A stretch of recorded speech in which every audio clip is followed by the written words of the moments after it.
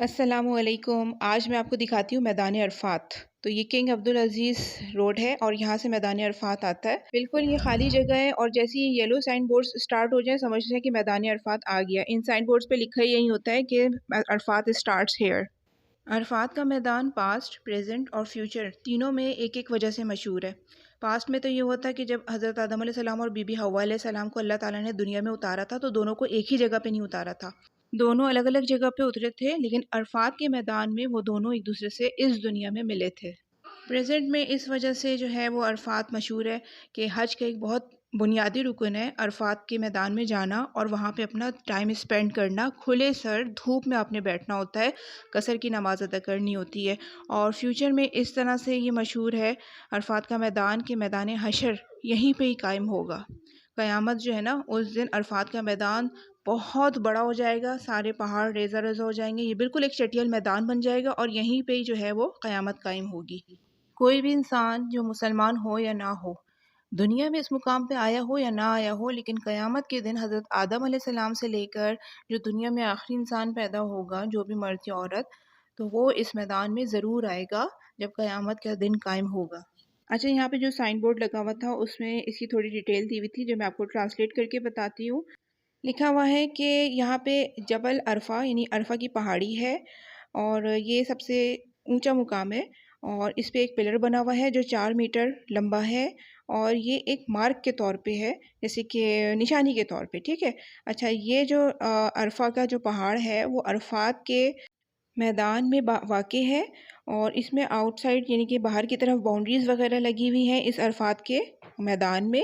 اور یہ جو عرفہ کا جو پہاڑ ہے وہ ایک چھوٹا سا پہاڑی ہے ایکچولی، جو کہ 30 میٹر سے زیادہ اونچی نہیں ہے، لیکن اس کی چڑھائی تھوڑی مشکل ہے، اسی لیے یہاں پہ سیڑھیاں بنائی گئی ہیں جو کہ 91 اسٹیپس کی ہیں۔ موقف کی ایک حدیث کوٹ کی ہوئی ہے کہ ہم سب کو عرفات کے جگہ پہ کھڑے ہونا ہے۔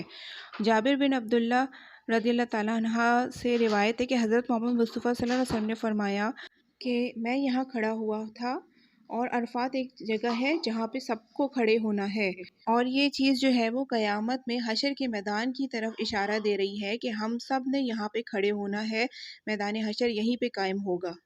یہ چیز جو ہے وہ عرفات کی فیوچر سے بلانگ کرتی ہے۔ تو ہم یہاں پہ آگے بڑھتے ہیں اور آپ کو دکھاتے ہیں کہ یہاں پہ عرفات پہ کیا ہے۔ میں بھی آپ کو پہاڑی کی طرف بھی لے کے چلتی ہوں۔ یہ ایک ایمرجنسی سینٹر بنا ہوا ہے، لکھا ہوا ہے جبل الرحمت ہاسپٹل۔ اصل میں ہوتا یہ ہے نا کہ حج کے موقع پہ جب ہمیں حاجیوں کو ننگے سر، مردوں کو ننگے سر رہنا ہوتا ہے، عورتیں سر ڈھانپ کے رکھتی ہیں، تو یہاں پہ کھلے میدان میں دھوپ میں بیٹھنا ہوتا ہے، تو اس سے یہ ہوتا ہے نا کہ گرمیوں کا اگر موسم ہو تو طبیعت خراب ہو جاتی ہے، ہیٹ ویو اگر چل رہا ہو تو لوگ بے ہوش بھی ہو جاتے ہیں۔ تو یہاں پہ اتنے قریب میں جو ہے نا جبل رحمت کے ہاسپٹل بنایا ہوا ہے تاکہ ایمرجنسی کی صورت میں یہاں پہ مریضوں کو لایا جا سکے۔ اور اس کے ہاسپٹل کے بالکل اپوزٹ سائڈ پہ جو ہے وہ خالی جگہ ہے، یہاں پہ سارے حاجی بھرے ہوئے ہوتے ہیں۔ حج کے دنوں میں یہ جگہ بہت پر رونق ہوتی ہے اور ویسے سارا سال جو ہے نا صرف ٹورسٹ وغیرہ ہی آتے ہیں، ٹورسٹ کا مطلب جو حج عمرہ کرنے کے لیے جو آتے ہیں زائرین، وہ یہاں کی بھی زیارت کرتے ہیں۔ جبل رحمت کے جب بالکل آپ قریب جائیں گے نا تو یہ پکی سفید سیمنٹ والی پہلے سیڑھیاں ہوں گی، ٹھیک ہے۔ ان سیڑھیوں سے آپ چڑھیں گے اور سامنے آپ کو راکس یعنی کہ چٹانوں سے بھری ہوئی ایک پہاڑی نظر آ رہی ہوگی، اور اصل میں یہی جبل رحمت ہے۔ یہیں پہ حضرت آدم علیہ السلام اور حضرت بی بی حوا علیہ السلام دنیا میں ملے تھے۔ بنسبت مدینہ منورہ میں جو 50 تیر اندازوں والی جو پہاڑی ہے نا، اس کے بنسبت یہ پہاڑی جو ہے نا وہ تھوڑی سی واقعی مشکل تھی چڑھنے میں۔ چھوٹے بڑے چٹانوں سے بالکل سخت قسم کے پتھر تھے یہ، ان سے مل کے یہ پہاڑی بنی تھی۔ لیکن کیا کہنا ہے زائرین کا، اتنے بوڑھے عمر کے افراد بھی اس پہاڑی پہ چڑھ کے اوپر جبل رحمت پہ جو ایک پلر ہے اس تک پہنچ کے اور نفل ادا کرنے کے لیے بے چین تھے، اور یہ جذبہ انہیں اوپر لے جا رہا تھا۔ میں بھی تھوڑا سا ڈر گئی تھی کہ میں کیسے چڑھوں گی، لیکن اللہ کا شکر ہے اللہ تعالیٰ نے ساتھ دیا اور پیک پہ ہم لوگ جا کے چڑھے تھے۔ عصر کا وقت ہو رہا تھا تو میں نے فرض نہیں پڑھی تھی، تو میں نے 4 فرض عصر کی وہیں پہ پڑھی تھی، اور عصر کی فرض نماز کے بعد جو ہے ہم نفل کوئی بھی نہیں پڑھ سکتے ہیں، تو اس لیے نفل نہیں پڑھ سکے تھے۔ تو الحمدللہ ہم لوگوں نے یہاں سے اپنا جبل رحمت پہ جو ہے وہ چڑھنا اسٹارٹ کیا تھا۔ جہاں بجہاں لوگوں کی ہینڈ رائٹنگ بھی نظر آ رہی تھی، مطلب ایسے ہی لوگ نشانی کے طور پہ یہاں پہ آتے ہیں اور اپنا نام لکھ کے جاتے ہیں.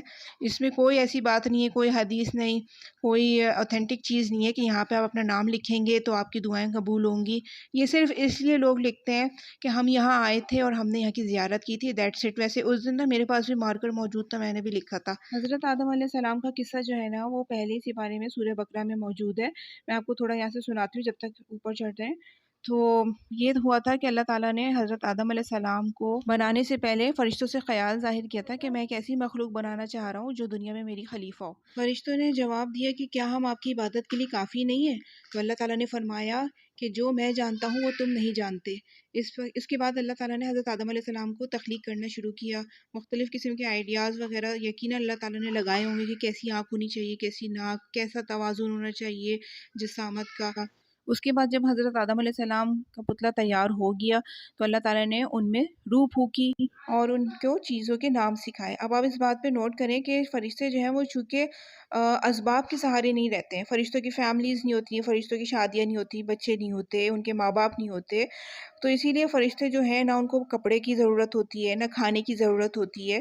تو ان کو ان چیزوں کے، ان اسباب کے نام بھی نہیں پتہ. لیکن اللہ تعالیٰ نے چونکہ حضرت آدم علیہ السلام کو ایک خاص مقصد کے تحت بنایا تھا کہ انہوں نے ایک دنیا بنانی تھی اور اس دنیا کو عالم اسباب بنانا تھا جہاں پہ فیملیز ہوں، کھانا پینا، رہنا سہنا، ہر چیز. تو اللہ تعالیٰ نے حضرت آدم علیہ السلام کو چیزوں کے نام سکھائے. اس کے بعد اللہ تعالیٰ نے تمام فرشتوں کو حکم دیا کہ حضرت آدم علیہ السلام کو سجدہ کریں. اب یہاں پہ میں آپ کو شیطان کا انٹروڈکشن دیتی ہوں کہ شیطان کا منکر ہونے سے پہلے جو ہے وہ نام تھا عزازیل، اور وہ فرشتہ نہیں تھا، وہ جن تھا. لیکن وہ اس قدر متقی، اس قدر پرہیزگار اور اللہ تعالیٰ کا فرما بردار تھا کہ اللہ تعالیٰ نے اس کو فرشتوں جیسا درجہ عطا کیا ہوا تھا. اس کی مثال اس طریقے سے ہے کہ ایک عام انسان جو کہ نبی نہیں ہے، ٹھیک ہے، لیکن ایک عام انسان جب اس قدر پرہیزگار، متقی اور اللہ تعالیٰ کا فرما بردار بن جاتا ہے تو اللہ تعالیٰ اس کو ولی بنا دیتے ہیں، صوفی بنا دیتے ہیں. تو اسی طریقے سے عزازیل بھی ایک جن تھا لیکن اس کو فرشتوں والا درجہ اللہ تعالیٰ نے عطا فرمایا تھا. اب عزازیل نے انکار کر دیا کہ میں اس مٹی کے پتلے کو سجدہ کروں، میں اس سے بہتر ہوں، میں آگ سے بنا ہوا ہوں اور یہ پانی اور مٹی کے گارے سے بنا ہے اور میں زیادہ متقی ہوں. اس نے حضرت آدم علیہ السلام کو سجدہ کرنے سے صاف انکار کر دیا. تب اللہ تعالیٰ نے فرمایا کہ جا تو مردود ہو جا. تو اس نے کہا ٹھیک ہے، لیکن میری ایک بات یہ ہے کہ آپ مجھے مہلت دیں کہ میں قیامت تک اس مٹی کے پتلے اور اس کی نسلوں کو بہکاتا رہوں. اللہ تعالیٰ نے فرمایا جا تجھے مہلت ہے، تو بہکا ان کو. لیکن ساتھ میں اللہ تعالیٰ نے یہ کنڈیشن بھی لگا دی ہم انسانوں کے لیے کہ جب تک ہم توبہ کرتے رہیں گے اللہ تعالیٰ کی بخشش کا در جو ہے وہ کھلا رہے گا. اور توبہ جو ہے وہ قبول ہونے کی نشانی یہ ہے کہ ہم سچے دل سے توبہ کریں اور وہ گناہ آئندہ نہ کریں، ٹھیک ہے. اس کے بعد حضرت آدم علیہ السلام اور ان کی جوڑی دار بی بی حوا علیہ السلام کو اللہ تعالیٰ نے جنت میں بھیج دیا. وہ وہاں جنت میں رہ رہے تھے. بس ایک درخت تھا جس کے قریب جانے سے اللہ تعالیٰ نے منع فرمایا تھا اور جس کا پھل کھانے سے اللہ تعالیٰ نے منع فرمایا تھا. اب یہ ہوا کہ شیطان چونکہ طاق میں لگا ہوا تھا تو اس نے حضرت آدم علیہ السلام کو بہکایا. ایک روایت میں یہ بھی ہے، میں نے ایک جگہ یہ پڑھا ہے باقاعدہ، کہ پہلے اس نے حضرت بی بی حوا علیہ السلام کے دل میں خیال ڈالا کہ کچھ نہیں ہوگا، اور حضرت بی بی حوا علیہ السلام چونکہ تابع ہیں حضرت آدم علیہ السلام کی تو ان کو کچھ نہیں ہوا. وہ پھل کھانے سے انہوں نے کہا دیکھیں میں نے تو کھا لیا، مجھے تو کچھ نہیں ہوا. اسی طریقے سے حضرت آدم علیہ السلام نے کہا انہیں تو کچھ نہیں ہوا، تو پھر انہوں نے بھی کھا لیا. اور اس کے بعد جو ہے ان کے جنت کا لباس جو ہے وہ لے لیا گیا اور اللہ تعالیٰ نے انہیں دنیا میں بھیج دیا اور فرمایا کہ اب باقی کی زندگی آپ یہیں پہ ہی رہیں. حضرت آدم علیہ السلام کے بارے میں یہ ہے کہ انہیں ویسے ہی اللہ تعالیٰ نے دنیا میں بھیجنا تھا، لیکن یہ ایک بہانہ بن گیا تھا دنیا میں بھیجنے کا.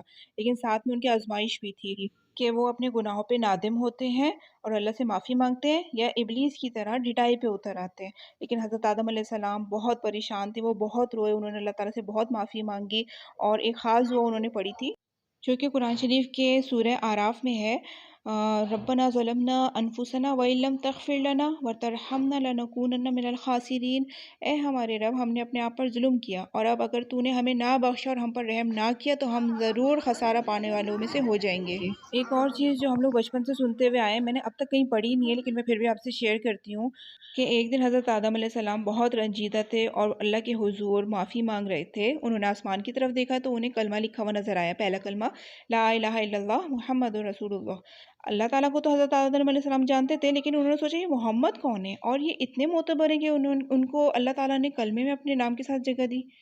तो उन्होंने हज़रत मोहम्मद मुस्तफ़ा सल्लल्लाहु अलैहि वसल्लम का वसीला देके अल्लाह ताला से माफ़ी मांगी, और अल्लाह ताला ने उनको माफ़ कर दिया। हज़रत आदम अलैहिस्सलाम और हज़रत बीबी हव्वा अलैहिस्सलाम जो है वो इस मुकाम पे जो है आके मिले थे जबल रहमत पे। ये देखिए क्लॉक टावर जो है मक्के की हरम की निशानी यहाँ पे भी नज़र आ रहा था। तो इस मुकाम पर आकर हज़रत आदम अलैहिस्सलाम और हज़रत बीबी हव्वा अलैहिस्सलाम के दुनिया में आने का, मुआफ़ी मांगने का, दुनिया में मिलने का, ये सब जो है ना वाक़या जो है वो रिवाइव हो जाता है।